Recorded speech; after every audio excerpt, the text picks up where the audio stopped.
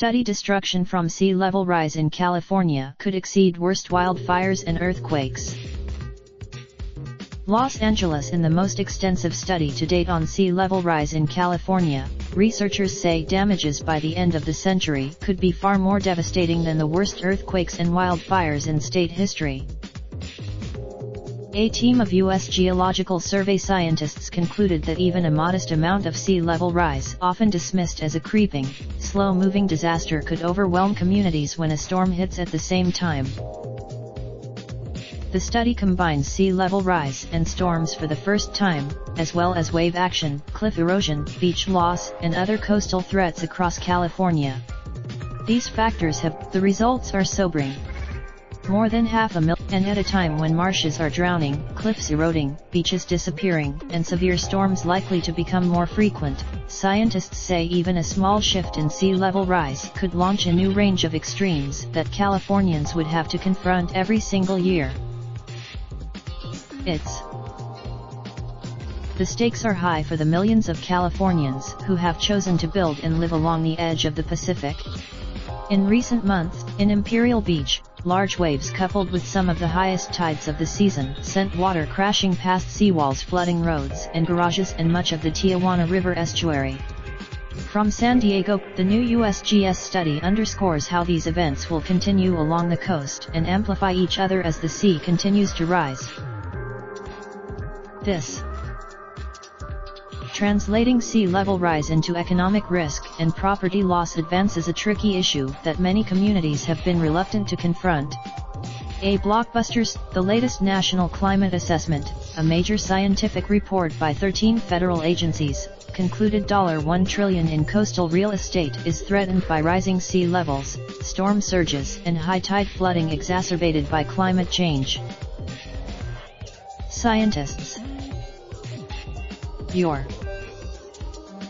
In the USGS study, published Wednesday in the Nature journal Scientific Reports, researchers brought together a number of models that examined wave action, tides, coastal erosion and flooding in California under sea level rise scenarios ranging from 0 to 2 meters (6.6 feet). On top of these, they then overlaid these integrated projections, known as a dynamic model, with a sophisticated analysis of population data, property assessment values, as well as data from various state agencies, the U.S. Department of Homeland Security and the Department of Defense. Previous efforts to understand potential coastal impacts of climate change have mainly focused on long-term sea level rise, with little consideration of how these other elements could impact the overall flood risk in both the long and short term to a built-out community. Emergency managers and planning officials, in turn, rarely incorporate 100-year storm models in tandem with sea level projections, vastly underestimating a city's risk. For example, with only 0.25 meters of sea level rise projected to occur by about 2040, the number of Californians exposed to flooding might not seem too significant, but at a 100-year storm, and almost 7 times as many people are at risk. All told, with a 2-meter rise by 2100 and a 100-year storm, the projected flood risks could represent 6.3% of the state's GDP, despite only directly affecting 0.3% of the state's land area, according to the study, which did not speculate on future population growth or inflation rates. Researchers noted these projections might even be on the conservative end, given that California policymakers are now considering 3 meters as the higher end of expected sea level rise. They were also surprised by what the model showed with less severe storms. Under the same Katrina, in comparison, cost about $127 billion. And a truly scientists and emergency planners, researchers acknowledged, often focus on extremes 100-year storms, 1% chance disasters that people can't wrap their minds around. The vulnerabilities from sea level rise combined with storms, both extreme and annual, are particularly evident in areas like Alamitos Bay in Long Beach, Del Mar in San Diego County and other cities built on top of former marshes, near river mouths or in low-lying areas.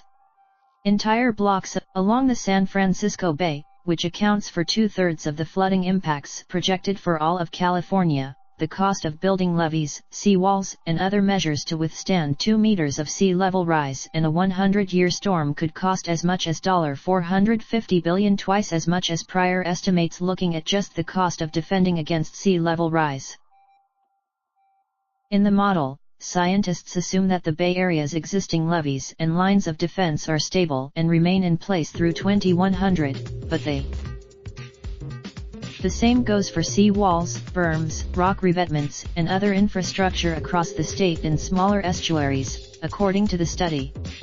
There, at the ports, where coastal flooding could impact rail lines and the movement of goods in and out and across the United States, the cost of adaptation is high. The ports of loss. Researchers hope this information will help communities better understand their short-term risks and the long-term consequences of their decisions. More studies and future population trends, economic conditions, human changes to shoreline infrastructure, and greater understanding of El Niño cycles, for example, are all factors that could be added to make more sophisticated models. The choices people make in the coming decades, of course, could also affect these projections. As the Earth then there are the cascading socio-economic impacts that this study doesn't even get into. If they search for location/city. Raindrop, drip, drop top, top smoking, no cooking the hot pot. Fucking on your bitch, yeah, that.